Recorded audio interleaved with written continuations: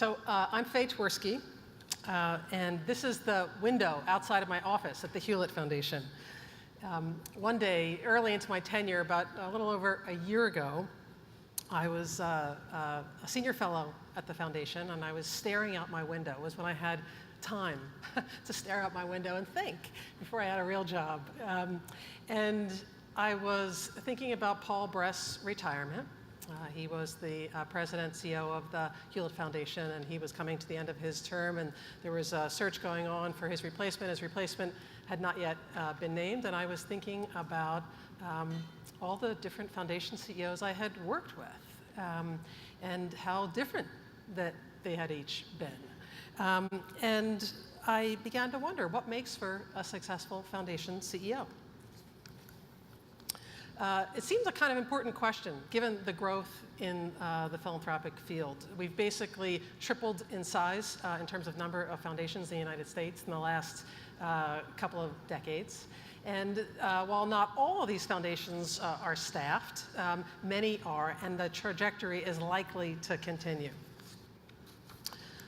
So I began to wonder. Didn't worry, but I began to wonder, and I decided to go look at the literature about foundation CEOs. And I went to our foundation librarian, who's a terrific resource, and tried to find something on foundation CEOs. And I found lots of interesting books on military leadership and government leadership and business leadership and even nonprofit leadership. And you can find out a lot about the 7 habits of highly effective leaders of companies, but really nothing about foundation leadership. Since then, since I started this process, there has been a report written by the National Center of Family Philanthropy about family foundation CEOs. So I want to highlight that, and I'm going to reference it later in my comments. But at the time, there was really nothing. So I had a moment that in my family we call kind of Curious George moment. I got curious, and Paul Brest had told me my fellowship was really about I could write whatever I wanted to write about, think about whatever I wanted to think about, and make some kind of contribution to the sector. So I'd already done some writing on strategy and evaluation, but I realized I had just found a new topic and hoped it didn't get me into too much trouble, like Curious George. But I began to think about, well, how can I look into this? And I knew I couldn't do a good to great kind of analysis a la Jim Collins, because I didn't have any kind of common data elements. There were no common profits or returns. There was no dependent variable to use to look across all foundation CEOs and see which ones were highly effective, and then draw some conclusions from that, like Jim Collins did with his level 5 leadership. So reviewed the literature with some help from Melinda Twan, who I don't know if she's still here, and much has been written about the qualities of leadership, I learned, mostly derived, as I said, from private sector examples. And these qualities, I think, mostly translate, the leaderly qualities mostly translate to nonprofits and foundations. And I'm not going to go into those here, but there are things like decision-making ability and integrity and humor, and there are interesting articles about that. But I decided to do something different. I decided to do a kind of a journalistic inquiry a la Charlie Rose, and I decided to interview CEOs of all types. So CEOs of from the largest foundation to very small foundations. And I basically asked 3 questions. I asked, what are your greatest successes, your greatest failures, and your greatest lessons? And some of the folks I spoke to were still in their posts. Some had retired, and we're going to hear from 2 today. And I supplemented those interviews with thought leaders, and then I had some group discussions with CEOs in different parts of the country, foundation CEOs, to test some of the thinking. All in all, spoke to about 65 folks during the course of this inquiry. It was largely qualitative. And in some ways, what I found might sound a little like other folks' jobs, but in other ways, leader jobs, but in other ways it was, I think there are some distinctive elements to foundation CEO roles. So basically, I began to see a pattern. A pattern emerged across all of the various stories of successes and failures and lessons, where in some ways each of the CEOs had a unique and fascinating story to tell. There were themes, and they clustered around the board, the organizational culture, and impact. And some of that we heard a little bit about this morning in the panel. And what I began to realize is that the CEO role felt to me and began to feel like a bit of a skilled juggler role. And that in real time, the CEO really has to manage all three. The board, about donor intent and orientation, about values, relationships, managing up, power dynamics. Heard about some of that this morning. About the organization, culture, staffing, bench leadership, pace of change, living the values. And about impact, about change in the world, strategy and performance measurement, results. By their own self-report, these are really almost all fascinating conversations, most CEOs were not equally skilled or oriented towards all three domains. I'm going to talk about each of these in turn. So the first is board relationships. Boards loom large in the minds of foundation CEOs. Almost all CEOs describe their boards and their board members as having quite personal orientations, personal motivations, some family related, some ideological, some spiritual, some social justice oriented. But board members came, according to the folks I interviewed, with very strong convictions and that were personal in nature. The CEOs who reported the most success with respect to their boards recognized the importance of honoring the personal relationship of the board membership, but at the same time they recognized that the boards need to function beyond the personal. So, honoring the personal, but going beyond the personal, and really serving an important governance function. CEOs describe the boards as being at their best when members are clear about their intent, when they're strategic, visionary, curious, and bold. Chris DeVita, who was the CEO for 25 years of the Wallace Foundation and now retired, and with permission, I quote her, and in fact all my quotes to come are with permission. She described her board in the following way, as enormously helpful. The board asked, why this and not that? They insisted we try to answer these questions even with imperfect measures. They understood their governance role. I spent a lot of time getting the board members comfortable with one another, created a climate for inquiry. I took them away on retreats, and we created a terrific board team. CEOs described the most difficulty with boards when boards behaved idiosyncratically, when there were dysfunctional personal interactions between the board members. This was true in family foundations. I heard about that quite a lot, and that was documented fairly well in that study from the National Council on Family Foundations. But it wasn't exclusive to family foundations. One family example that I won't name, but a CEO told me about, she is managing her board. When the patriarch died of the family, he left the board in the hands of 3 family members, left out a 4th. The family members don't see one another except in the context of those board meetings. So this foundation CEO is left with the challenge of trying to create and manage relationships to try to make them harmonious when they are actually disharmonious, and still drive for results and impact. A very, very challenging role. But it's not just about family dynamics. Another foundation CEO said to me, I was surprised that the same people who in their business life are very disciplined fall asleep in a foundation board role. They display no rigor. What are the implications of this? The consistent theme I heard was that when board service is just personal and idiosyncratic, the CEO's job of creating impact is much harder. Programs can be shut down. when there's unpredictability, the organization suffers, staff suffer, and grantees suffer. And we heard a really, I think, powerful example of this morning in Dan's comments about when there's idiosyncratic behavior and changes in staffing and foundations, that affects grantees in a very profound way. So what's the role of the, oh God, I forgot to do that picture.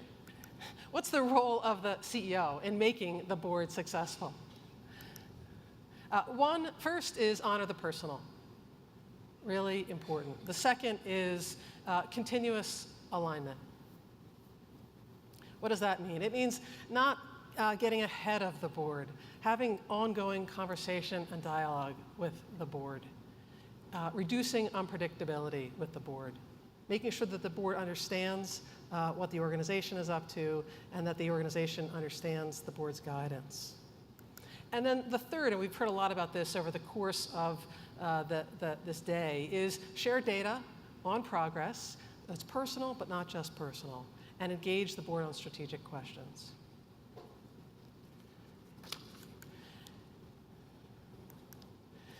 The second domain is organizational culture.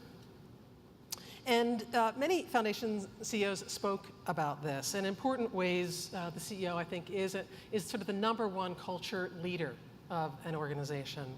And I heard about various efforts to cultivate culture.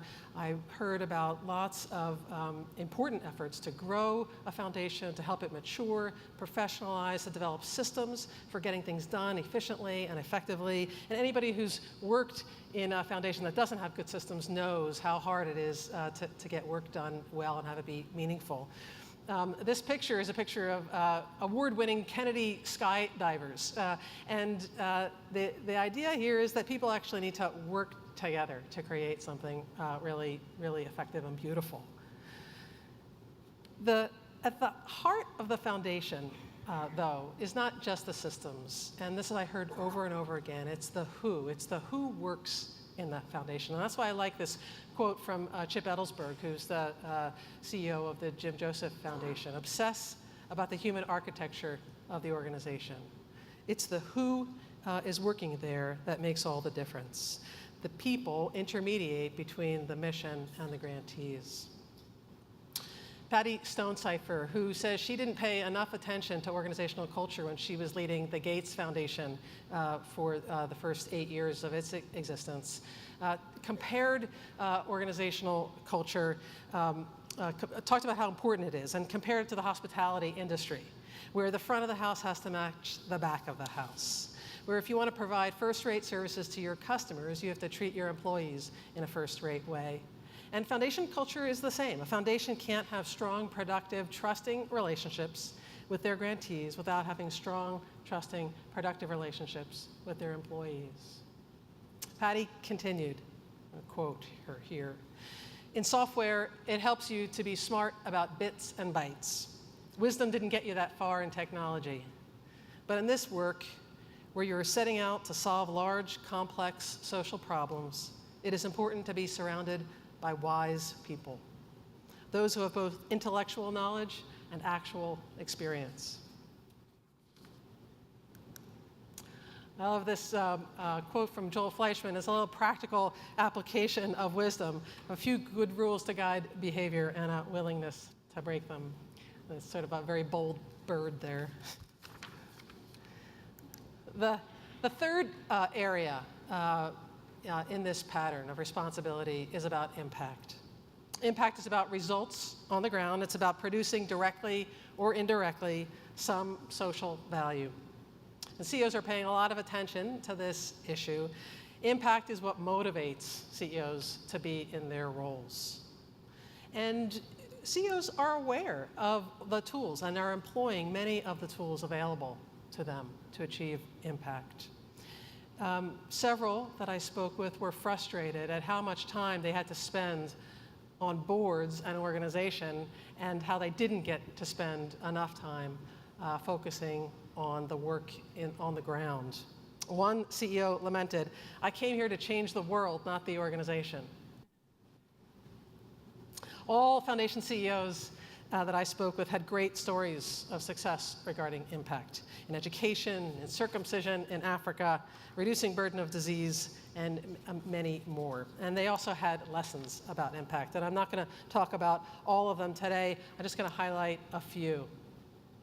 The first is ideas alone are insufficient. And it's interesting, actually, if you look on foundation websites, oftentimes you'll see that foundations pride themselves on investing in new ideas. We support new ideas for innovation. But what I heard loud and clear was how important execution is, and that ideas alone often aren't original, and they're definitely not sufficient. And we heard about that from Dan this morning, and that was echoed particularly by some of the CEOs who had left the post. The second lesson about impact is that the real knowledge is in the community. This is an area of great passion for me, listening to beneficiaries, really listening to the community, but it also came through really loud and clear in the interviews with the CEOs, how important it is to listen carefully, systematically, and not assume that the hallowed halls of the foundation hold the knowledge that we need to do the work. And the third area is to balance urgency with patience.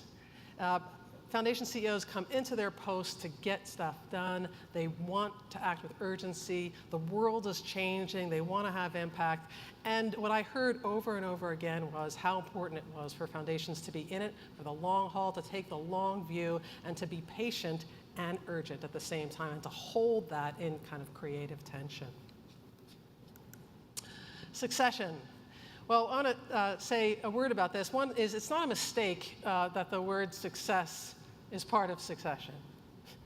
I checked with my 16-year-old daughter about this, who's a budding linguist, and she assured me that that was true. That succession is about building on the success of the past. And this is a really important topic, and one that I touched on in most of my interviews. And we don't have time to go into it now, although maybe we will in the Q&A. And with only a slight overstatement, that is more or less how most foundations treat the question of succession. Really important topic, don't really have time to deal with it now. More I could say about that, but we may talk about it in the Q&A.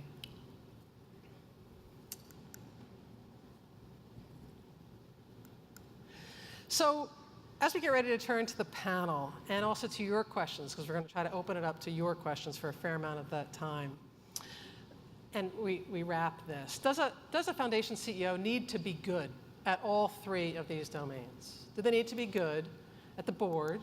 They need to be a leader in organizational culture and on impact in order to have impact?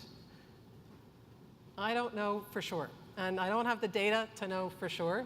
And we don't have the literature or the scholarship to know for sure. But based on the stories and reflections that I heard in my process, I think that it does matter. And I think that when they're at their best, foundation CEOs are artful jugglers with focus, clarity, and care, tending to their boards, the health of their organizations, and, of course, to impact.